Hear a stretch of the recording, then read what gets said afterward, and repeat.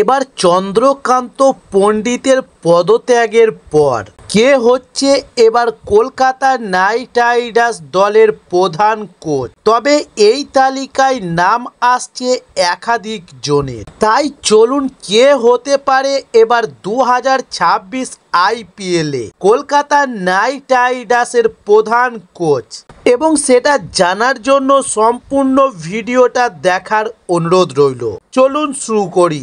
2026 সালের আইপিএলের জন্য এখন থেকেই প্রস্তুতি শুরু করে দিয়েছে ফ্র্যাঞ্চাইজিগুলি।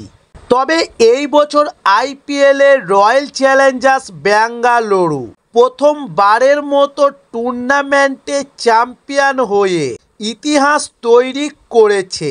তবে বিরাট কোহলির মতো তারকা ব্যাটসম্যানদের হাতে প্রথমবারের মতো উঠেছে আইপিএল ট্রফি।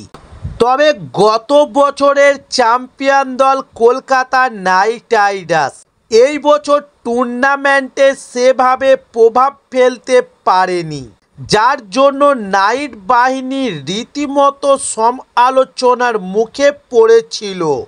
তাই এবার কেকেআরের প্রধান কোচ চন্দ্রকান্ত পণ্ডিত নিজের দায়িত্ব থেকে পদত্যাগ করলেন। এরপরই দলের নতুন প্রধান কোচের নাম প্রকাশ্যে এলো।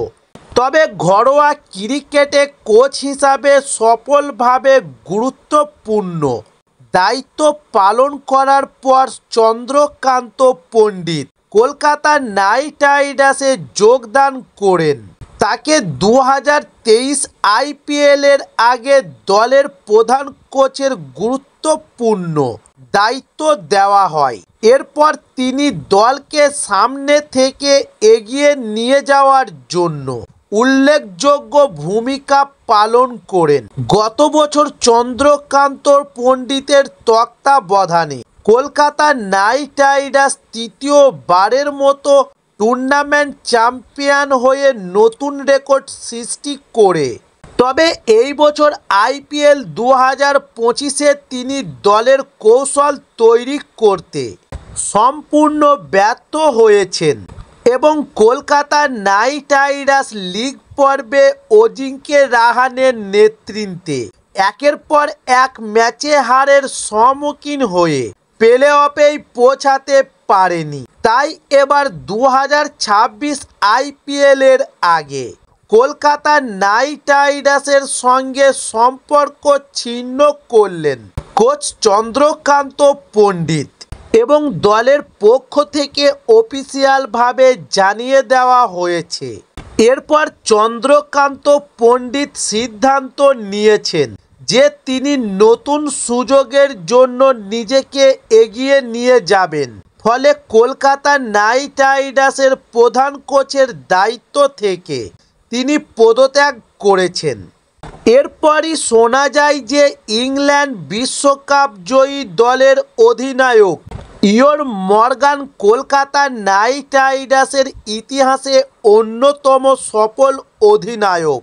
তিনি 2020 সালের আইপিএলে নাইট রাইডার্সের বাহিনীর সঙ্গে যোগদান করেছিলেন এবং সেই বছর দীনেশ কার্তিকের পর তাকে কলকাতার অধিনায়ক হিসেবে বেছে নেওয়া হয়েছিল এবং 2021 সালে মর্গানের তত্ত্বাবধানে কেকেআর ফাইনালে পৌঁছে গিয়েছিল। তবে এবার সূত্র অনুযায়ী তিনি কলকাতা নাইট রাইডার্স দলের প্রধান কোচ হিসেবে আসতে চলেছে। তাই চন্দ্রকান্ত পণ্ডিতের পর ইয়ন মর্গানের অধীনে নাইট রাইডার্স বাহিনী 2026 আইপিএলে এক নতুন পর্বের সূচনা করবে বলে বিশেষজ্ঞরা মনে করছেন। তাই এর সঙ্গেই আগামী মৌসুমে সূত্র অনুযায়ী কলকাতার ব্যাটিং কোচ হিসেবে যোগ দিতে পারেন ভারতের প্রাক্তন কিংবদন্তি ইউসুফ পাঠান।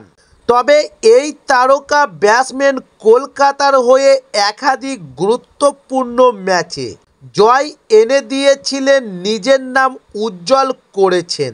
তবে এবার চন্দ্রকান্ত পণ্ডিতের পথেই হেঁটেছে KKR এর বোলিং কোচ ভরত অরুণ তিনিও ছেড়েছেন কলকাতা নাইট রাইডার্সের দল।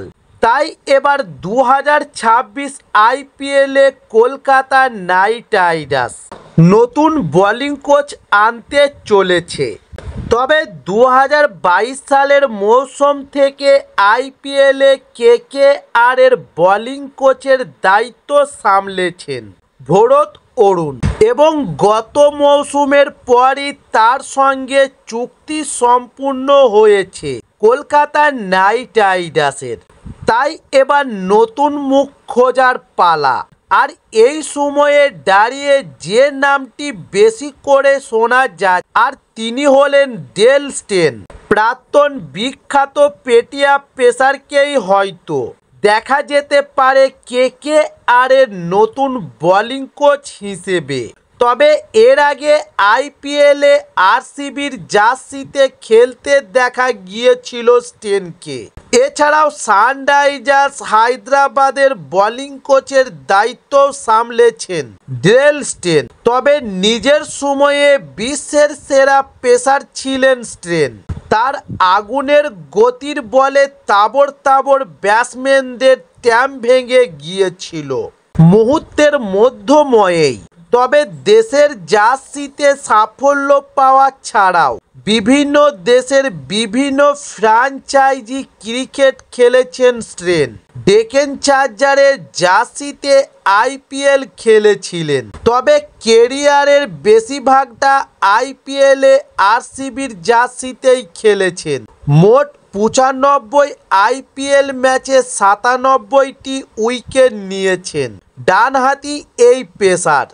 তবে তার সেরা স্পেল ছিল 8 রানের বিনিময়ে 3 উইকেট এবং এই প্রাক্তন পেটিয়া পেসার দক্ষিণ আফ্রিকার জার্সিতে 47 ম্যাচে 64টি উইকেট নিয়েছেন এবং দেশের জার্সিতে 9 রানের বিনিময়ে 4টি উইকেট নিয়েছিলেন এক ম্যাচে T20-তে, যা এই ফরম্যাটে তার সেরা পারফরমেন্স দেশের জার্সিতে। তবে এবার যা শোনা গিয়েছে তাতে বলা চলে যে 2026 IPL-এ এবার KKR এর বোলিং কোচের দায়িত্বে আসতে পারেন এই পেটিয়া ফাস্ট বোলার।